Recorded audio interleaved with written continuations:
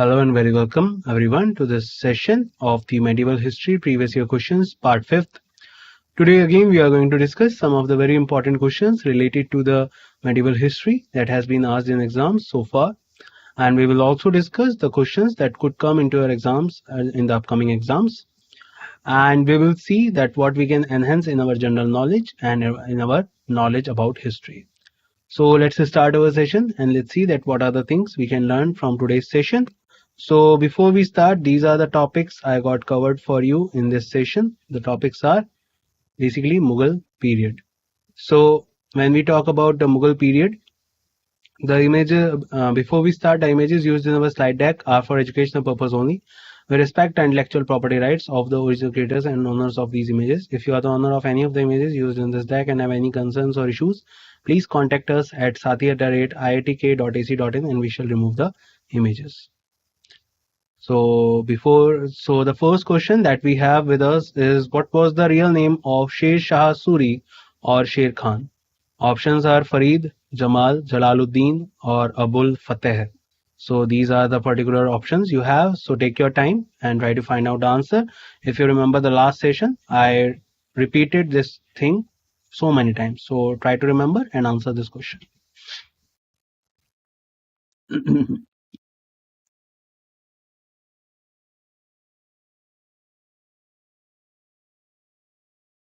And yes, if you remember the point I said, the answer is Farid. So the original name of Sher Shah Suri or Sher Khan was Farid. He got the name Sher Khan when he killed a tiger with his bare hands. And later on in 1539, in the Battle of Chausa, when he defeated Humayun, he adopted the name Sher Shah Suri and established the Sur dynasty in India and removing the Mughal Empire. So for 15 years. So Sher Shah founded the Sur dynasty in 1540. Sher Shah's childhood name was Farid Khan. Sher Shah had constructed around 1700 sarai, or also called as restroom, by the side of the road. Every 4 miles, roads and sarais were the veins of his empire. And if you ever visit GT Road, so you can even today you can find some of the pillars that were erected by Sher Shah Suri and that were known as Kos Minar. Apart from that, Humayun called Sher Shah Suri as the King of Kings or Badshah. That is the name given by Humayun to this person. His tomb is in Sasaram, Bihar. So remember, Sher Shah Suri's original name was Farid. Dash had constructed many restrooms, mosques and network of roads, in which the Grand Trunk Road is the most famous one. What was the name of this emperor? The Emperor Sher Shah Suri, Emperor Akbar, Emperor Aurangzeb or Emperor Humayun? Try to find out the answer, guys.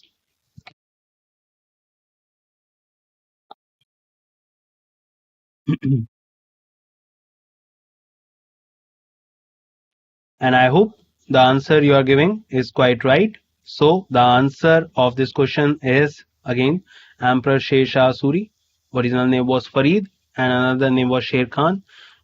Grand Trunk Road was built by Sher Shah Suri, which stretches from Afghanistan to Kolkata. And particularly at that time it was known as Badshahi Sadak.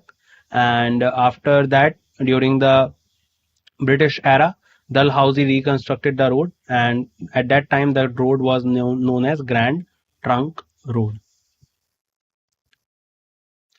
Sher Shah Suri defeated Humayun in the Battle of Kannauj in 1544, 1540, 1542, 1539. So try to find out the answer, guys.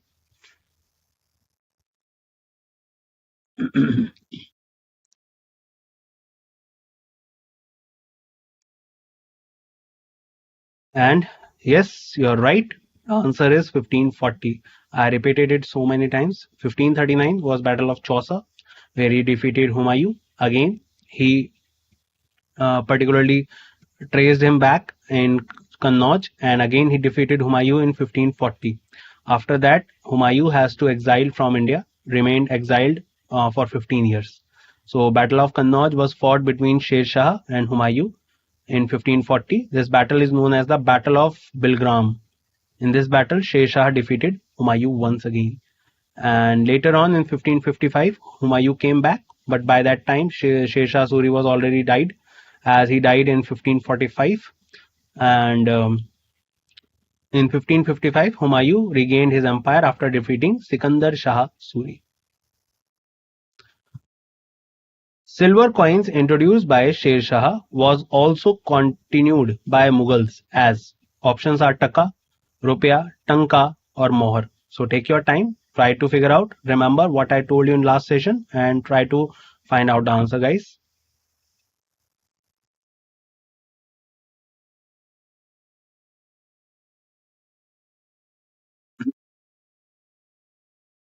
Hope you got your answer. The answer is rupiah. So Sher Shah first started silver coin rupiah, which weighed 178 grains or 11.53 grams and valued 1 rupiah, which also continued. Mughals also continued silver coin as rupiah. So do remember, rupiah and dam were introduced by Sher Shah Suri. That is why Sher Shah is known as the father of modern currency in India. If we talk about the earlier currencies that were being used in Delhi Sultanate, that was Taka and Chetal. They were introduced by Iltutmish. One more currency that was introduced by the king in Delhi Sultanate was token currency, and that was introduced by Muhammad bin Tughlaq. Grand Trunk Road was rebuilt by Lord Dalhousie, Lord Henry, Lord Clive, or Lord Cornwallis. Try to give the answer of this question.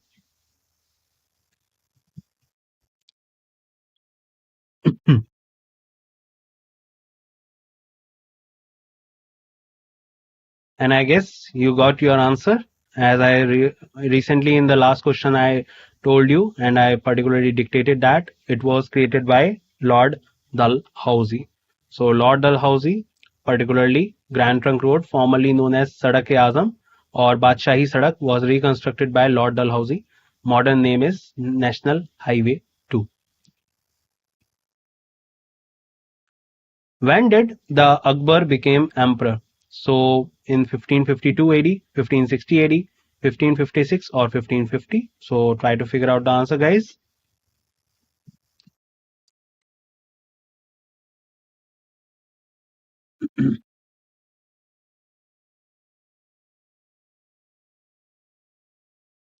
And I guess you are figuring out the right answer. The answer is 1556. So Jalaluddin Muhammad Akbar, the real name was Jalaluddin, who was also known as Akbar the Great, was the third emperor of Mughal Empire after Babur and Humayun.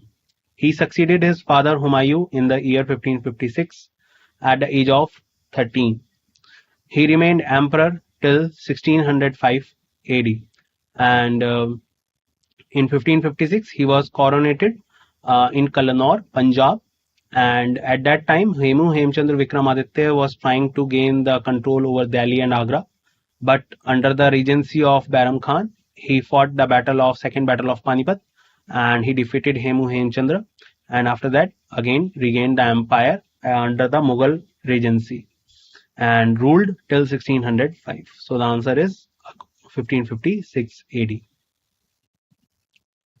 Takht-e-Akbari, the platform where Akbar was coronated as emperor, is located in which state?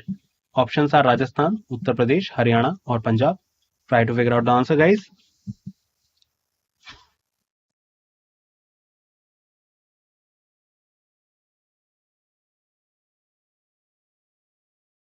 And as I said, he was coronated in Kalnor, so the answer is Punjab.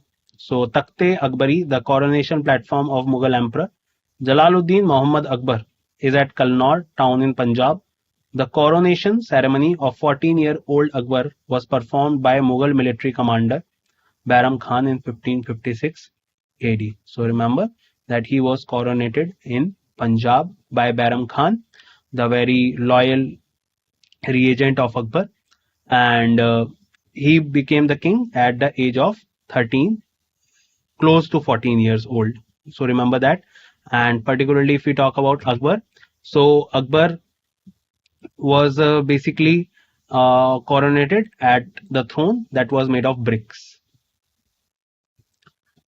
Another question, Deen-e-Ilahi was synergetic religion propounded by options are Akbar, Aurangzeb, Jahangir and Babur. I don't think that this is a difficult question. Try to figure out.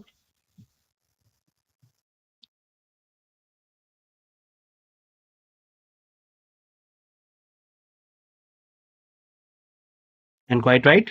The answer is Akbar. So to fill the gap between different religions, Akbar started a new religion, Deen-e-Ilahi. It is believed in one God. It contained a good element of all religions. Its basis was rational, although its basic function was monotheism. It also contained glimpses of polytheism. There were only 18 followers of this religion during the reign of Akbar. So do remember that Akbar was the one who created Deen-e-Ilahi, and that is called a religion of God. He also particularly created a place that is called Ibadat Khana, so that they can work over the different type of religions and try to understand all these religions. So for this purpose he created Ibadat Khana, and later on he created in 1582 the Deen-e-Ilahi. Which queen of Ahmednagar fought against Emperor Akbar? Options are Chand Bibi, Razia Sultan, Durgavati or Roopmati. Try to find out the answer, guys.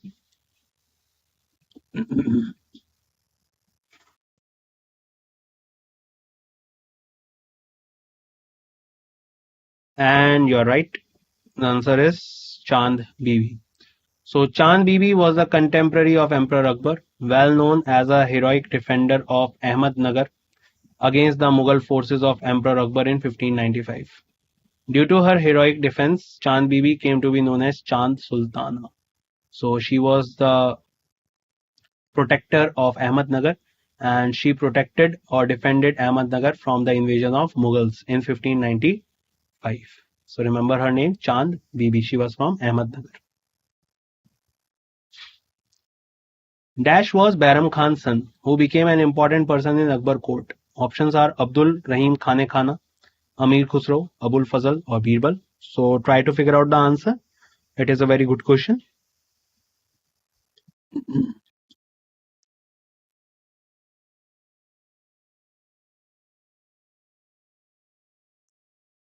And I guess you have figured it out. The answer is Abdul Rahim Khane Khana.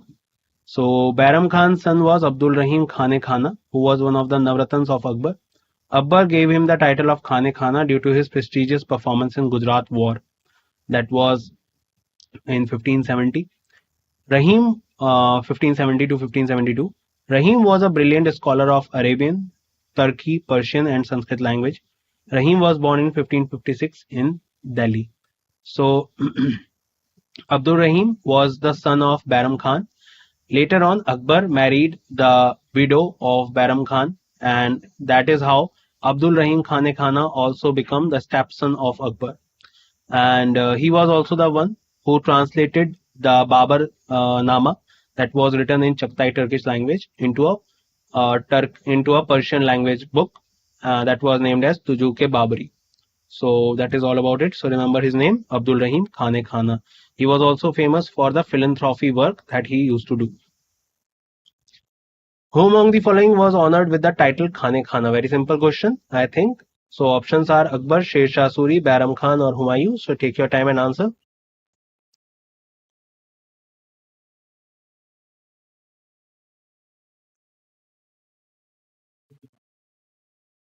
And the answer is Bairam Khan. So Bairam Khan was an important military commander. He came along with Humayun from Safavid dynasty, and later the commander-in-chief of the Mughal army, the powerful statesman and regent to the court of Mughal emperor. Humayun and Akbar, he was also the guardian, chief mentor, advisor, teacher and most trusted ally of Akbar. Akbar honored him as Khane Khana, which means king of kings. So remember his name, that is Bairam Khan, and his son was Abdul Rahim, who was later on became one of the Navratans in the court of Akbar. Who among the following was one of the finest calligraphers at Akbar's court, who was honored with the title Zareen Kalam? So options are Basavan, Abul Fazl, Daswant, Muhammad Hussain. So take your time and try to figure out the answer, guys.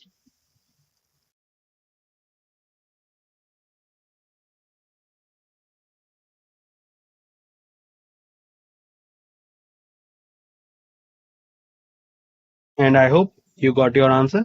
The answer is Muhammad Hassan. Muhammad Hassan came from Kashmir.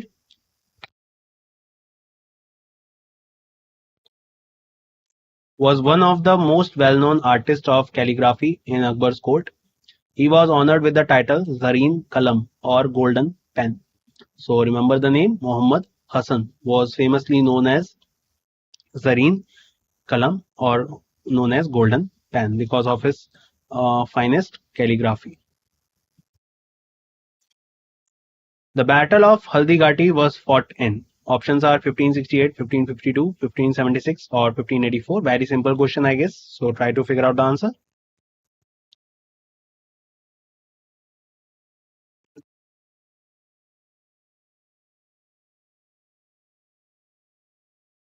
And you're right. The answer is 1576. So Battle of Haldighati was fought on 18th June 1576 between the armies of Maharana Pratap and Rana of Mewar and the Mughal Emperor Akbar's forces led by Mansingh I of Ahmed. The battle ended in defeat of the forces of Mewar. So do remember that in 1576 this battle was fought between uh, Mansingh, who was the commander of the army of Mughals, and in place of that you can also write Akbar, and between Maharana Pratap. Maharana Pratap was the Rana of Mewar and his father was Rana Uday Singh. So in 1568 they also fought a battle with Akbar for the protection of Chittor. Later on they fought the battle against Akbar once again in Battle of Haldighati. And particularly this battle is very famous and one of the most important event happened in the history of India. Who was the revenue minister of Emperor Akbar? Wazir Khan, Noor Jahan, Todarmal or Abdul Fazl? So take your time.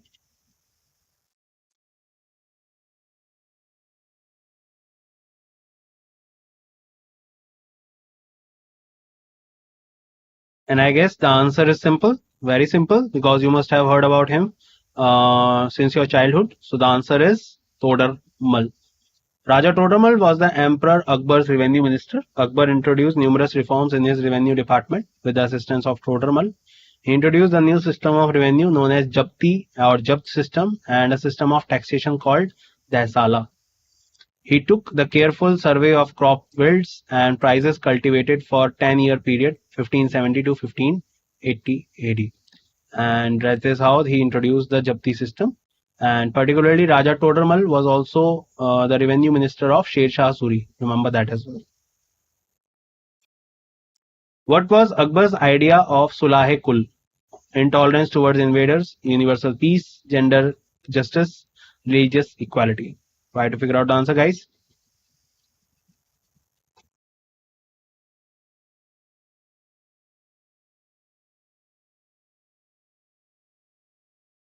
And you are right. The answer of this question is universal peace. So Akbar idea of Sulh-e-Kul was universal peace.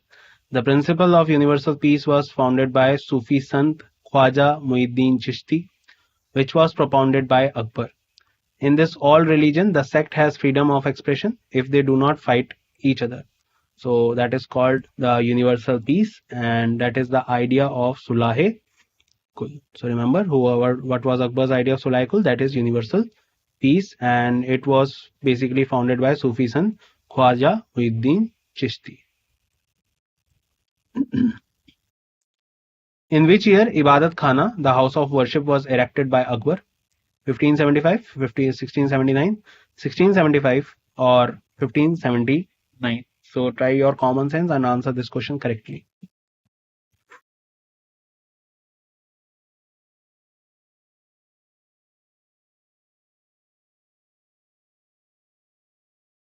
And your answer is right, 1575. So Ibadat Khana was a meeting house built in 1575 by the Mughal Emperor Akbar the Great at Fatehpur Sikri to gather spiritual leaders of different religious grounds so as to conduct a discussion on the teachings of their respective religious leaders. Deen-e-Ilahi was propounded by Mughal Emperor Akbar in 1582 AD. So remember the name. In 1575, Ibadat Khana was erected by Akbar. In which year was the second battle of Panipat fought between Akbar and Hemu? Very simple question. I don't think that you require any time, but take your time and figure out the answer.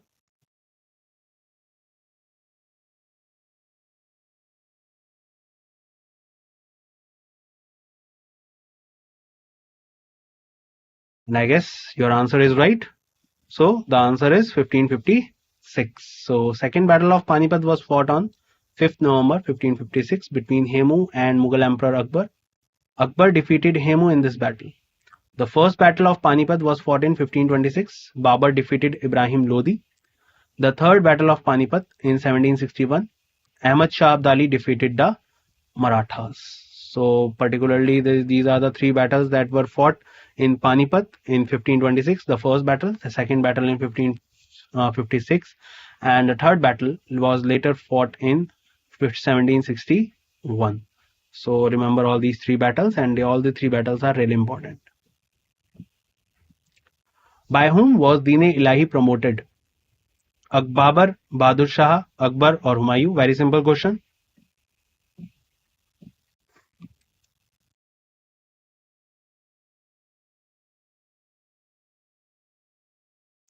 And as I said, question is very simple. The answer is Akbar. We know that in 1582, Deen-e-Ilahi was syncretic religion propounded by Mughal Emperor Akbar in 1582, intending to merge some of the elements of other religions. So remember, Deen-e-Ilahi was introduced by Akbar and was propounded as well. And Birbal or Mahesh Das was the only Hindu who adopted this religion.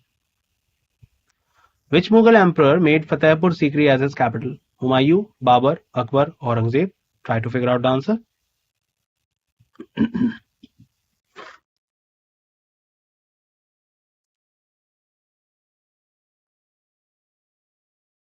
And the answer is Akbar.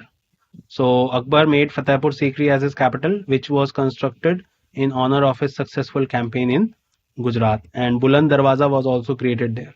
So Fatehpur Sikri was created as the capital because it is very approachable from the Rajputana states and from Gujarat. So that is why this was also created as the capital. Akbar created three different capitals during his time. One was Agra, other one was Fatehpur Sikri, and the other one was Lahore. Birbal was the member of the court of which Mughal emperor? So options are Akbar, Babur, Shah Jahan, Humayun. So take your time.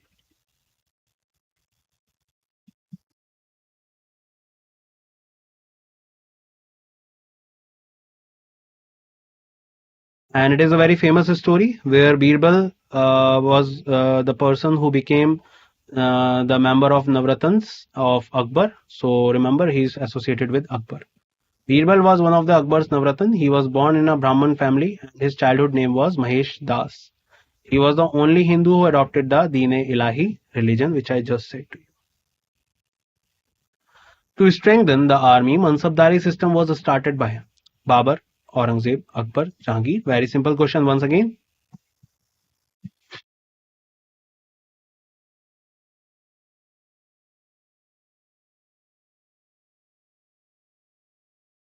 And as I said, answer is Akbar. So Mansabdari system was started by Akbar in 18th century of this rule. This system was started in the place of Jagirdari system. Mansab means post or category. So basically, this system was created by Akbar and it is different from Jagirdari.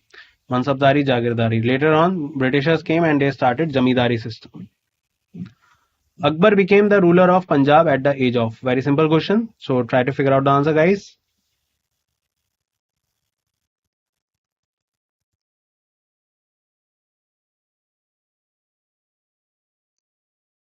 So as we know, he was coronated in Punjab at Kalnor and at a mere age of 13.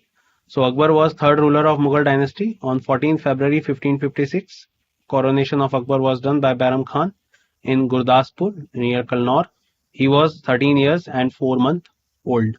So remember, Akbar was just at the age of 13 when he became the king. Mughal ruler Akbar was born in Amarkot, Fatehpur Sikri, Sialkot, Agra. Try to figure out this answer. This is a question, is a kind of moderate question.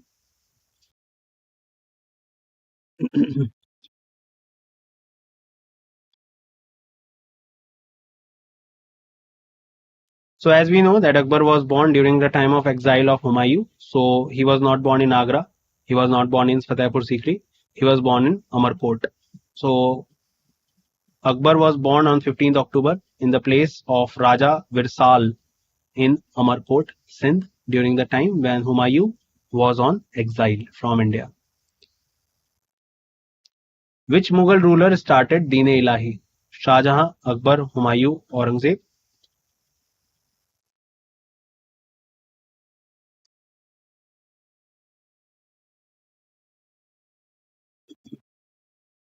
And simple answer is Deen-e-Ilahi was started by Akbar in 1582. Akbar started Deen-e-Ilahi, which was also known as Lawhid-e-Ilahi. Deen-e-Ilahi consists of some elements of every religion. The only Hindu who adopted this religion was Birbal or Mahesh Das. Who among the following founded the religion of Deen-e-Ilahi? Shah Jahan, Akbar, Jahangir, Babur? Take your time and answer this question, guys.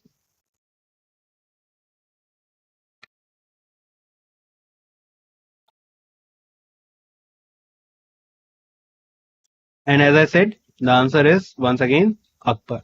Akbar founded the religion of Deen-e-Ilahi, which means religion of God, in 1582 and propounded this particular monotheist religion among all. Mahesh Das was the only Hindu who adopted this religion. And that's it in this session. I hope you gained a lot of knowledge related to Mughal period and especially related to Akbar and his descendants and successors. So we will meet once again in next session, in which we will discuss some more kings and their works related to the Mughal Empire, and we will go further into the history like this. So thank you, bye bye, take care everyone, and see you soon.